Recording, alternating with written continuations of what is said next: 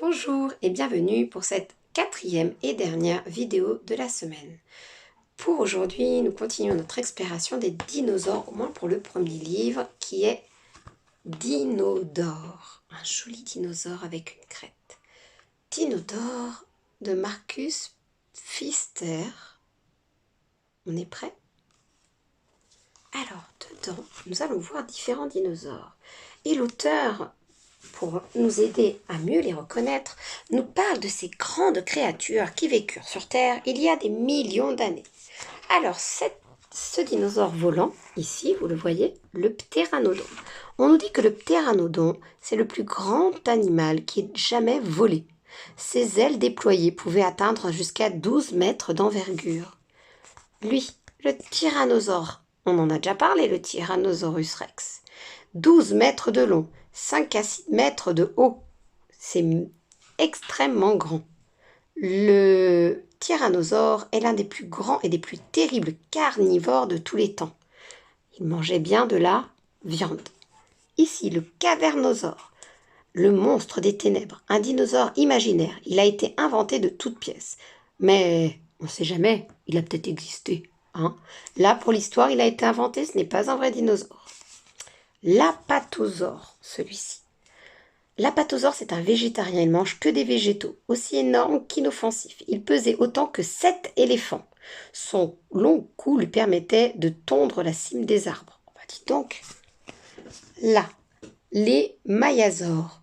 Ces dinosaures qui mesuraient jusqu'à 9 mètres de long aimaient la vie de famille. La mère couvait ses œufs et nourrissait ses petits dans leur nid. Dinodore, le petit héros de cette histoire, arrivé on ne sait comment dans le nid de maman mayasaure. Le stégosaure, sa double rangée de plaques osseuses, regardez sur son dos, lui donnait un aspect particulièrement bizarre. Il se nourrissait exclusivement, ça veut dire seulement, de feuilles tendres.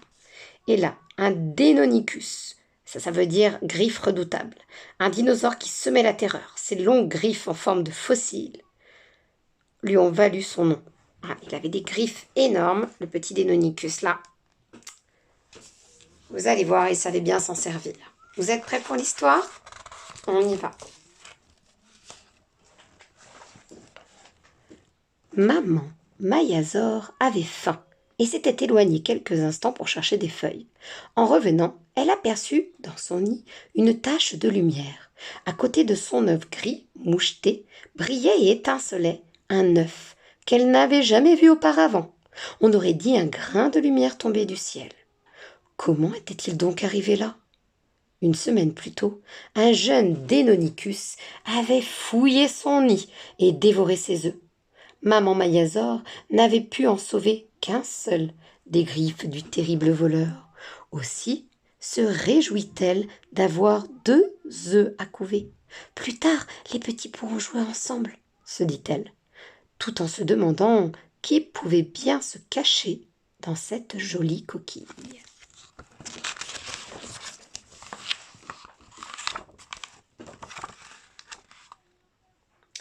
L'œuf mystérieux intriguait beaucoup les mayasaures.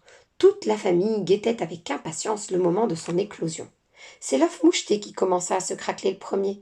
Une petite fille pointa le bout du nez. On l'appela Maya. Un peu plus tard, l'œuf brillant se fissura à son tour et un bébé dinosaure tout normal en sortit. Il était un peu plus petit que Maya et n'avait apparemment rien de particulier. Quelle déception! Le nouveau-né bâilla, puis s'étira, et tous les mayasaures poussèrent alors un cri d'admiration. Sur son dos, une superbe crête de lumière étincelait au soleil. 1000 reflets d'ambre et d'argent, d'or et de couleurs y miroitaient. Ce fut la bousculade. Tout le monde voulait approcher et toucher cette petite merveille. Regardez, il est là, il brille.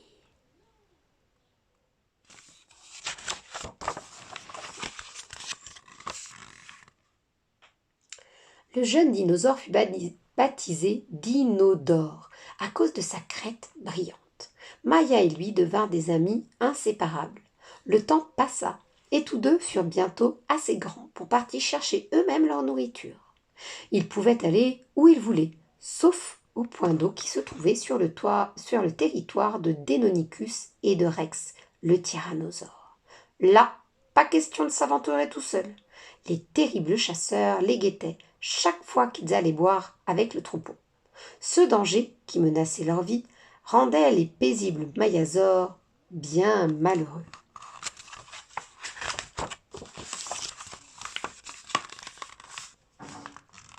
Un soir, Maya se glissa près de son ami. « Tu dors ?»« Non, » répondit Dinodore. « Je pense à ce que maman nous a raconté cet après-midi, à cette source au fond d'une grotte qui appartenait aux Mayasaures. »« Moi aussi j'y pense, » dit Maya. « Dire qu'avant les Mayasaures y vivaient à l'abri, sans avoir à traverser le territoire de Rex et de Deinonychus pour aller boire. »« Oui, » soupira Dinodore, « si Cavernosaure ne les avait pas chassés de là, la vie serait belle. »« Ce monstre nous a volé notre grotte et notre source, » dit Maya en colère. « Il faut que nous chassions ce voleur. »« Oui, mais comment faire ?» dit Dinodore en bâillant. « Nous ferons ça demain, » dit Maya.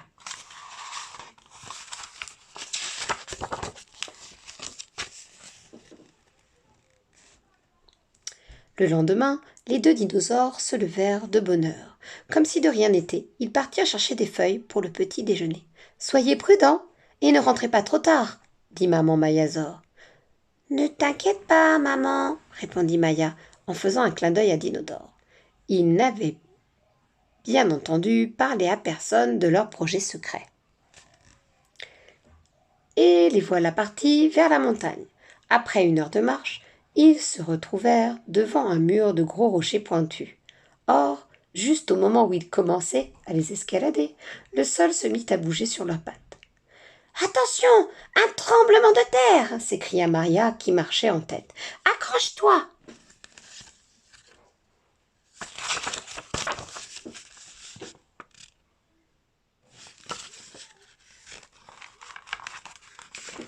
Dinodore essaya de se retenir à un pic, mais il y eut une nouvelle secousse suivie d'un grondement terrible, et les deux amis se retrouvèrent par terre.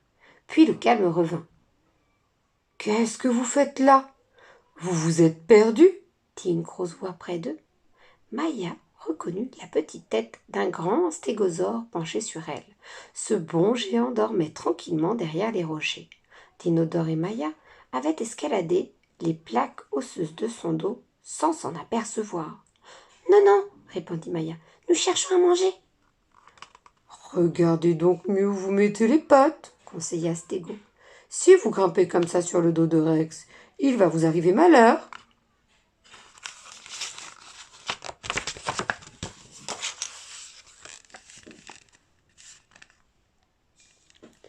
Maya et Dinodore firent désormais plus attention. Ils avançaient prudemment dans l'épaisse forêt vierge, quand soudain, les branches se mirent à craquer derrière eux.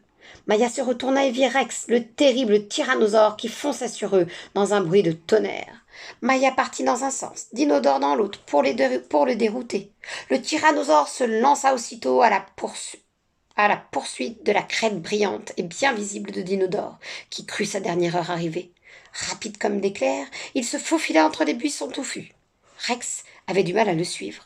Ses grandes griffes restaient toujours accrochées aux ronces et aux branches basses.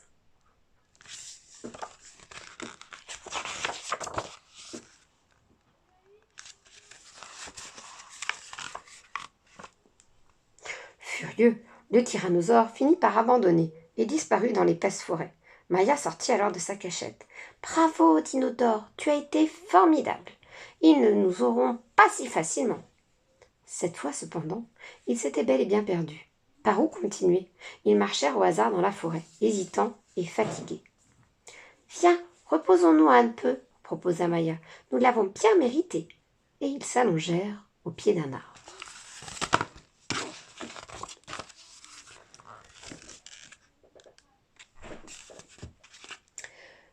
« Surtout, ne vous gênez pas, faites comme chez vous, » dit une voix dans les branches. L'arbre avait parlé. Est-ce qu'il rêvait ? Non. un apatosaure baissa la tête et se retrouva nez à nez avec eux. Ce qu'ils avaient pris pour un tronc était en fait une de ses énormes pattes. « N'ayez pas peur, je ne mange que des plantes, » dit Apato. Rassurés, Maya et Dinodore lui racontèrent leurs aventures. « Nous nous sommes perdus, dit Maya. Nous voulons voir la grotte du cavernosaure. Ce monstre a volé notre source, le trésor des Mayasaures. Tu sais où elle se trouve ?» L'apatosaure hocha la tête. Il connaissait bien la grotte et son redoutable habitant. « Si vous voulez y jeter un coup d'œil, dit-il, je peux vous indiquer le chemin. La journée, il n'y a pas de danger. Cavernosaure est un monstre des ténèbres. Il ne supporte pas la lumière et ne sort que la nuit. Mais ne vous approchez pas trop, pour autant. Ptéranodon pourra vous emmener jusqu'à là, car c'est encore loin. »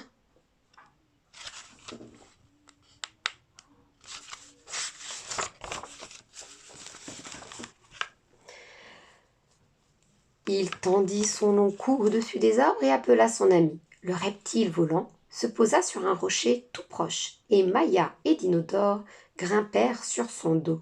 « Au revoir et merci !» crièrent-ils à Apato. Ptéranodon prit son élan, sauta du bord de la falaise et se mit à planer longuement dans le ciel. Puis, d'un puissant coup d'aile, il prit de l'altitude. Arrivé près de la grotte, il atterrit, déposa ses passagers et s'éloigna en criant de sa voix rauque. « Je passe vous reprendre un peu plus tard pour vous ramener chez vous. À bientôt !» La fameuse grotte était devant eux. Les deux petits dinosaures se glissèrent jusqu'à l'entrée et Maya s'approcha pour regarder. Tapi dans l'ombre, tout près de la source, dormait le terrible cavernosaure. « Attends-moi ici, je vais explorer les lieux, » dit l'intrépide Maya. Et elle s'avança à tâtons dans l'obscurité. Dinodore tremblait de tous ses membres. Soudain, le monstre se réveilla. Il poussa un grognement, se leva en rugissant et barra le chemin à Maya, qui voulait s'enfuir.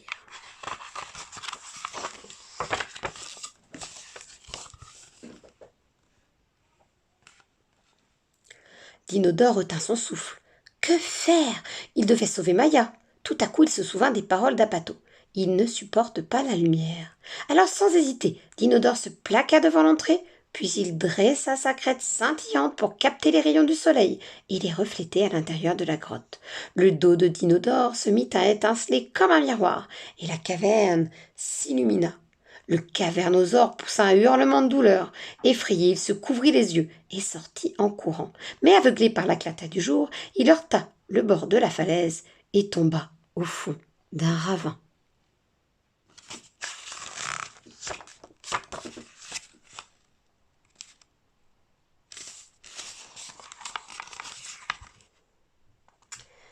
Bravo, nous avons réussi! Maya et Dinodore sautaient et dansaient de joie quand Ptéranodon revint. Il n'en crut pas ses oreilles. La grotte était libérée et la source retrouvée. Il fit la vite annoncer la bonne nouvelle aux Mayasaures. Il faisait déjà nuit noire lorsque toute la famille arriva en haut de la montagne. Le petit héros du jour avait beaucoup à raconter. Les autres voulaient tout savoir. Dinosaure dut répéter plusieurs fois comment il avait vaincu le terrible monstre des ténèbres grâce à sa crête de lumière. Enfin, tombant de fatigue, tous deux se blottirent contre leur maman. Mais avant de s'endormir, ils burent encore une grande gorgée d'eau de source, pure et claire. Et voilà les dinosaures que nous avons pu voir dans cette histoire. Alors, comme dans toutes les histoires, il y a des dinosaures qui existent et ceux qui n'existent pas que l'on invente pour les besoins de notre histoire. Mais les dinosaures ont bien existé.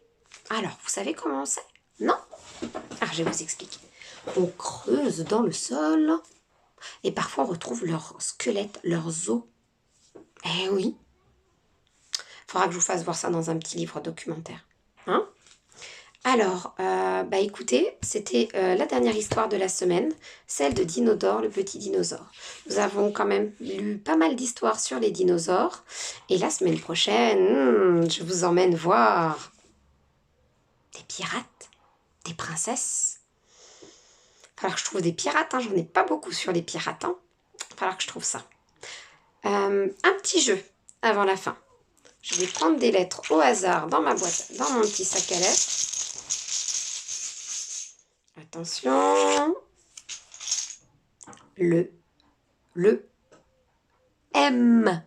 Et il chante comment? Et quel mot connaissez-vous avec des Ah, ça, c'est le chant de la vache, oui. Maman, maternelle, maîtresse, mamie. Oui, on entend 2 fois, comme dans maman, mouche. Tout à fait. On fait une autre lettre. Ah, quand je la mets dans le bon sens. Le T qui chante T, T. Le T de, le T de tortue, toutou, toupie. Tout à fait. Encore une? Vous êtes prêts? Le I, et lui, c'est facile, il chante I comme histoire. Noélie, Mathilde, Sophie, Corinne. Ah oui, on entend, hein, tout ce son. Le I, on l'entend dans beaucoup de mots. On dit que c'est une voyelle. Il y en a qui le savent, oui. Il y a 2 sortes de lettres, les voyelles et les consonnes. Ça, on reverra. Là, c'est juste un petit rappel pour ceux qui connaissent déjà. On est prêts? Dernière. Le O qui chante O. Alors là, on s'intéresse au son, pas à comment ça s'écrit, hein, on est d'accord. O comme dans Otari, autruche, Mario, Pokémon. Oui. Encore? Une moto. Oui, on entend O 2 fois. Très bien. Mais vous êtes trop fort. Bon. Pour cette journée, je vais vous dire au revoir. On se retrouve la semaine prochaine. Passez un bon week-end. Et je vous fais des gros bisous. Portez-vous bien. Faites attention à vous et à votre famille. À bientôt les enfants.